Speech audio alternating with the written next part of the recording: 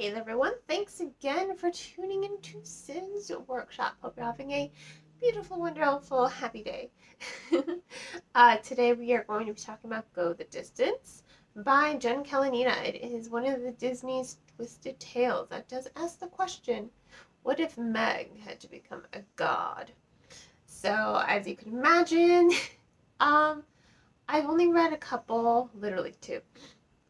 I have a whole bunch of others of the Twisted Tales. I was impressed with the first one I read, which was Unbirthday. Thank you, Disney Hyperion, for giving me an arc of that one.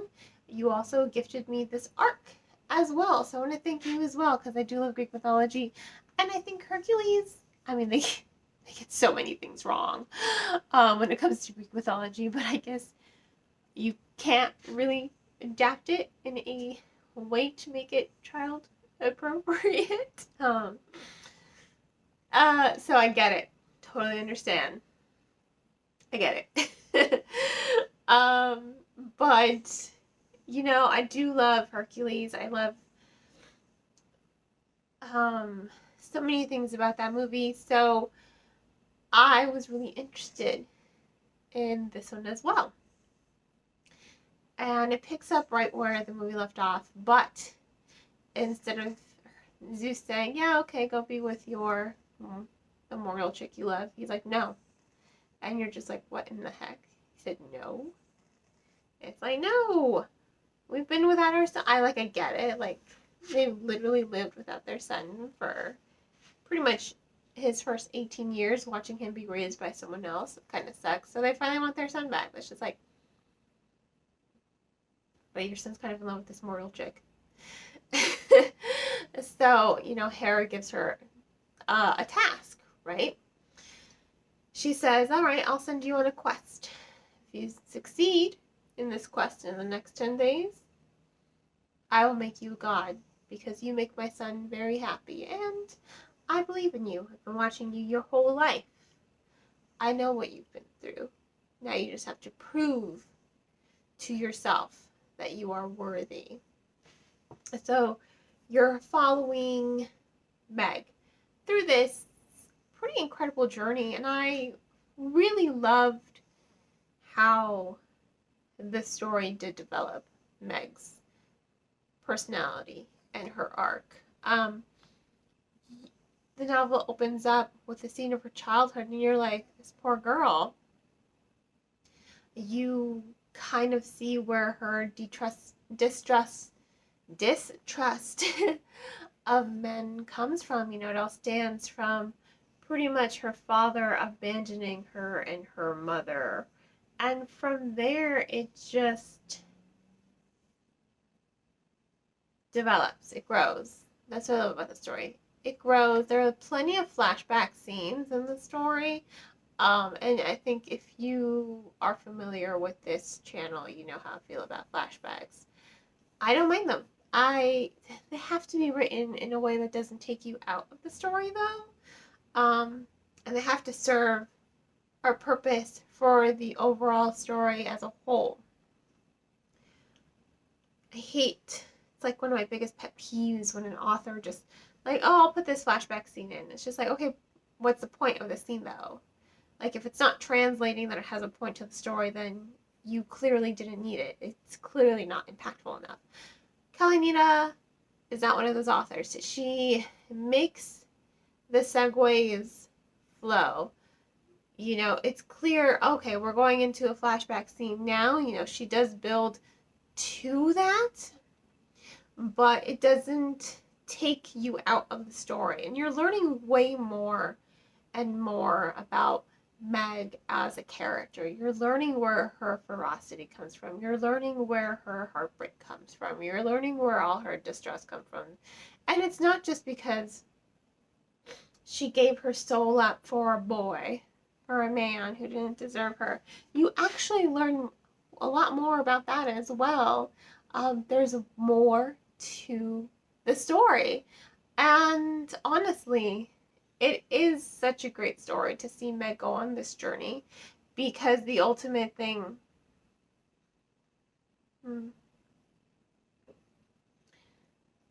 the overall message. I think, if you know Meg, one of her biggest flaws is she doesn't want to be vulnerable. She thinks allowing herself to open up to someone, you get to see this in the Disney movie.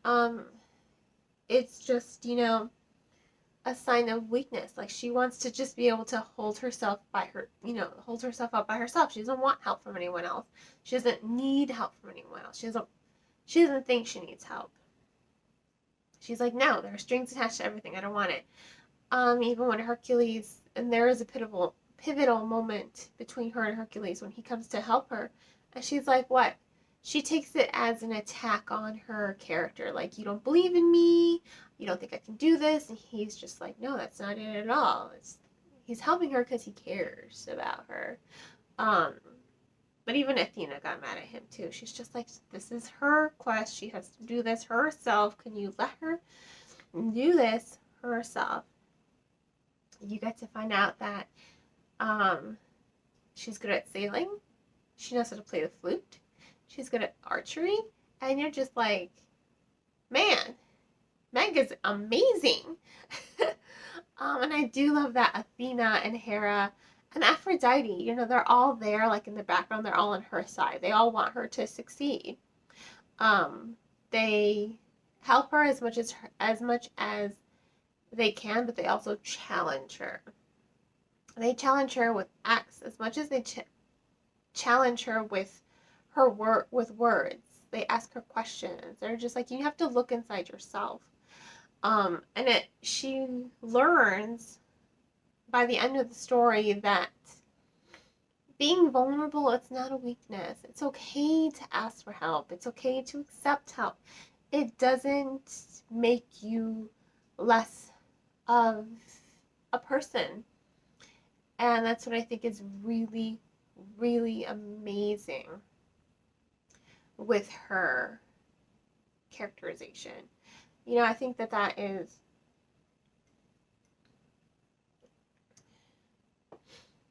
pretty great overall for Meg as a character, to see her go on this journey and to see her grow throughout the narrative, to find out more depth of her history, more about her as a character. Totally loved it. 100% loved it. And you know what I also think was very clever of Kalanina, because Meg has to, and this isn't a spoiler alert, this is, on the back cover of the book. So she has to go to the underworld to save her former lover's wife. The dude she gave up her soul for, she has to go save his wife. The chick he left her for. Gotta read the book. That's her request. She has to go back to the underworld. And I liked that Kalanina slipped in the story of Persephone and Hades into the story. I think if an author with less talent had done that, it would have been like, okay, you're kind of just throwing this in here just to throw it in here. But Kalanina makes it work within the narrative. She ties the two narratives together in a way to match the fluidity, to keep it fluid, to keep it going, to keep it moving forward without, disrupting the pacing of the story, without disrupting the message. She's doing nothing but adding to it. And I think that shows a sign of a really talented author. If you're able to, like, let me see if I can pull in this story of Persephone and Hades and pull it in here and make it fit. She does. She made it fit. She made it work. She made it match the story. And I loved those scenes between Persephone and Hades. You're just like, yeah, those two are totally meant for one another. It's great. And even Meg's like, I don't know what's going on. This is weird. But it works. But it's weird. Because, Hades. And then the way that they describe Persephone, you're just like, aw, so cute. Honestly, I just kept envisioning Lore Olympus. That was just what was in my head, Lore Olympus. But it worked. It worked to match the story. It's was overall really well done as a narrative. This story doesn't lack for pacing. Philoctetes is back, Pegasus is back. You're seeing different sides of the gods. You're seeing Demeter, Persephone, um, Zeus, Hera, Athena. You are seeing these different gods come into play and how impactful they are in Greek mythology as well. So ultimately, I was in awe. I loved it. I really did. I thought it was a great book. I'm really liking these twisted tales, the two that I've read. I own the first four, so hopefully at work, once I catch up on all my ARC reading, I'm so close, so close. That's close. That I'll be able to read some more, like Part of Your World and What Once Was Mine. I'm looking forward to reading them all, because if they are as good as Unbirthday and Go the Distance, then no wonder it's such a popular series. And who doesn't like a little twist of fate? So this was Go the Distance, a Disney Twisted Tale. Thank you once again, Disney Hyperion, for granting me a copy, an art of this novel. I did love it. I have to give it 4 out of 5 stars. Why not 5 if I loved it so much? Because I like to reserve my 5s for novels that completely 100% blow me away. They have to just like blow me out of the water and leave me either like heartbroken, or they have to haunt me in some way, or just like I think of them and I just laugh, or I'm happy. Like I love Go the Distance, don't get me wrong, but it's not quite that bam wow factor that I am looking for when I do my 5-star reviews. But it is still an excellent novel, especially if you love Hercules, the Disney movie. Honestly, when I was typing up my review, I'm like, Alexa, play Go the Distance. That was me. And I just had it on repeat while I was typing. And I'm like, I'll find my way. I can go the distance. Yeah, I know I'm tone deaf. It's okay. But yeah, that was me. It was great. I love when the song plays in your background. So 4 out of 5 stars. I do recommend purchasing the book from your local bookstore or online book retailer. All I ask is that you do not purchase the book from Amazon. I know we're all about saving money, but support your bookstores, please. You have to also remember Amazon can sell the books at a cheaper price because they just have these books in their warehouse, so they're not paying employees. They're also cutting a deal with the publisher to be like, so they're doing some undercutting with the authors, so if they don't get paid what they should be getting paid. Does it feel great to be on an Amazon bestselling list? Sure, I'm sure.